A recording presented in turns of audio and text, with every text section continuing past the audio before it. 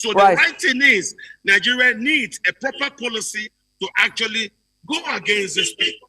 It's been done in Burkina Faso, it's been done in Senegal, it's been done in Mali, it's been done in Niger. Why is the Nigerian government still embracing terrorists? Now, this is wrong. Okay, Cat.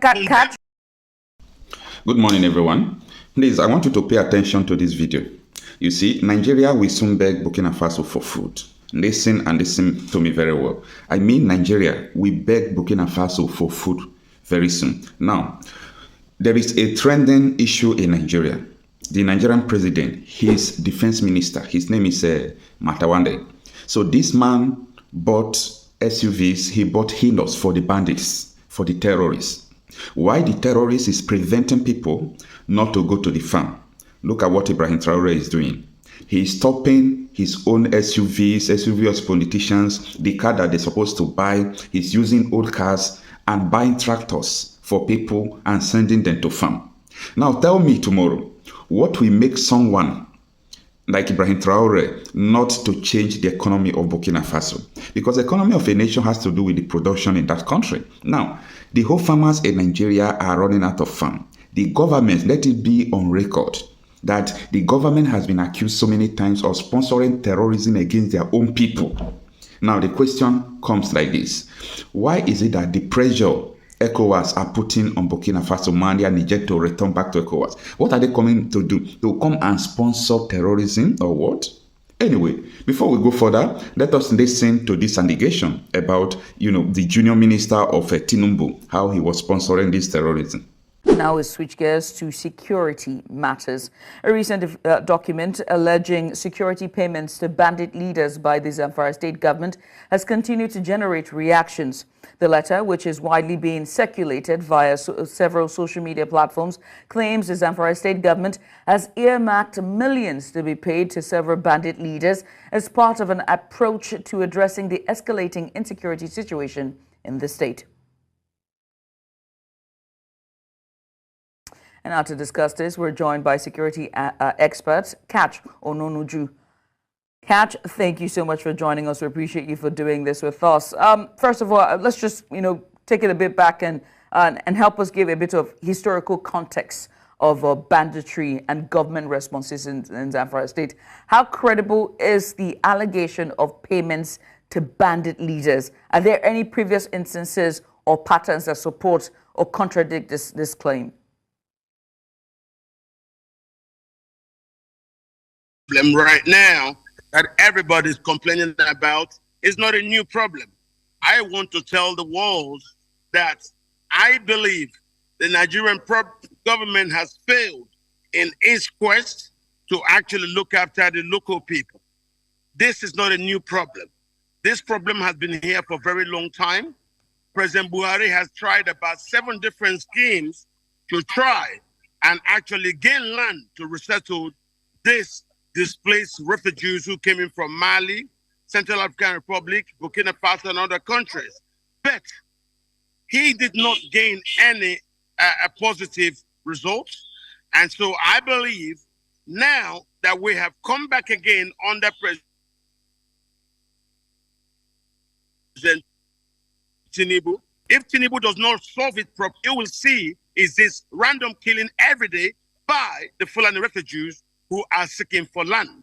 And I don't think this is the right way to gain land in any West African country. That's why I believe the leaders failed. If they were never able to resettle the Fulani refugees in Central Mali or Central African Republic, and they came to Nigeria, this is what we're now having. They are being forced to kill in order to gain land to resettle themselves by force. This is not a way to run a country. I think this is wrong. We must take initiatives to save the households. I'm going Catch. This can't continue. Catch, I'm going to ask you again because you didn't answer my earlier questions. With historical context, how credible is this allegation of payments to bandits? Have there been any previous instances or patterns that sort of support or contradict this claim? Yes or no?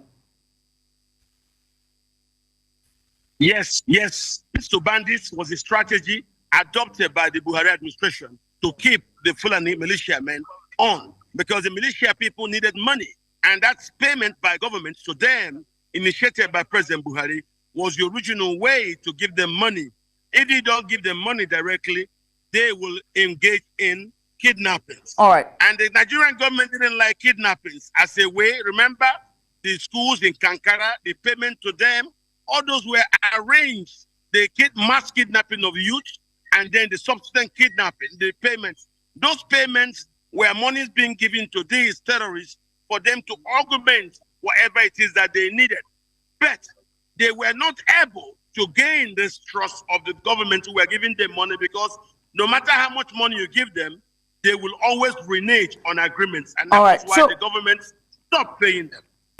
Catch, let me ask you, right? You just said that there's some sort of truth to these claims. So what are the potential policy implications for Zamfara state government and the federal government?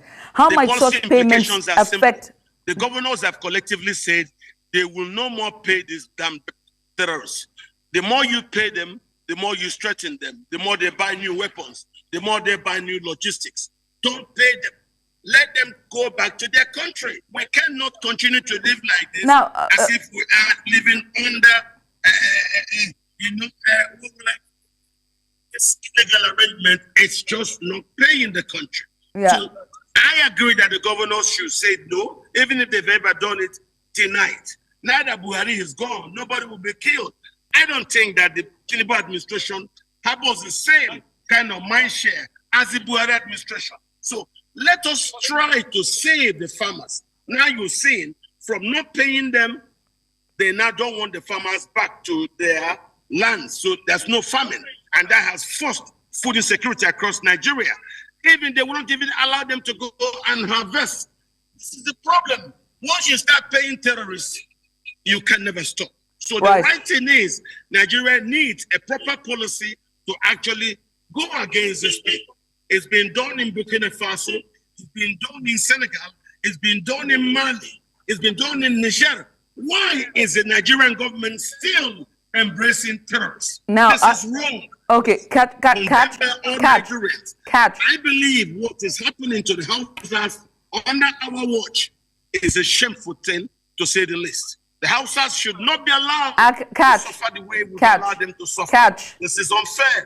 All their land, right from Katsina to I must Zamfara say to at this Sokoto, point that we do not know the identities of the bandits. Why? Terrorists think they can take over land and drive away the farmers into IDP camps, and the government is doing nothing.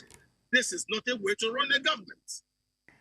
All right. Now, I must put out something here. It's very important that we have to do this. We do not know the identities of who these bandits are. And so we cannot say that from Niger or neighboring countries. We don't know them. We don't know them by their names or their nationality or their origins or state of origins. Let's just be clear on their identity for that. But Catch, many thanks for coming on. We appreciate you for doing this with us.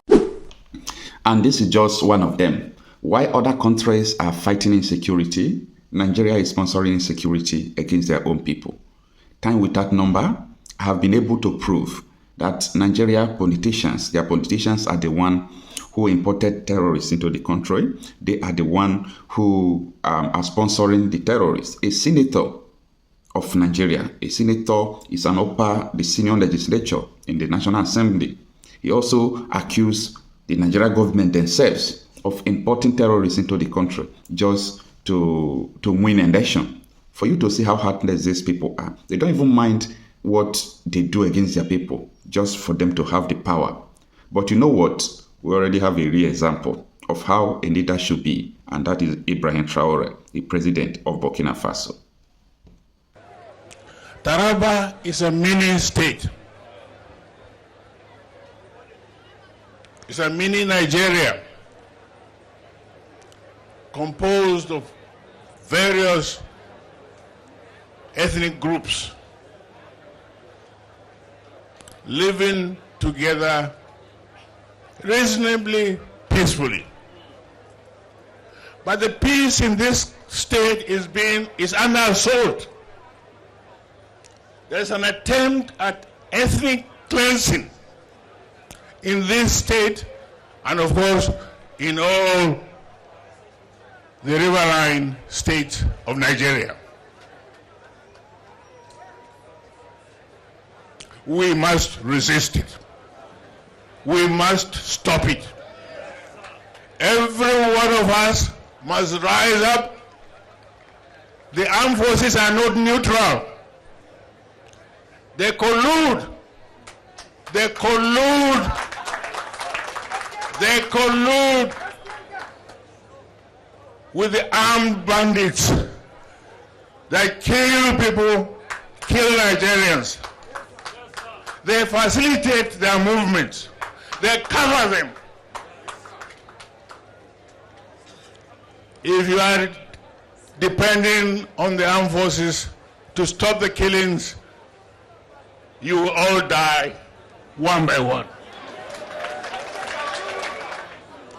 The ethnic cleansing must stop in Taraba State. It must stop in all the states of Nigeria. Otherwise, Somalia will be a child's play. I ask every one of you to be alert and defend your country, defend your territory, defend your state. You have nowhere else to go. You have nowhere else to go. God bless our country.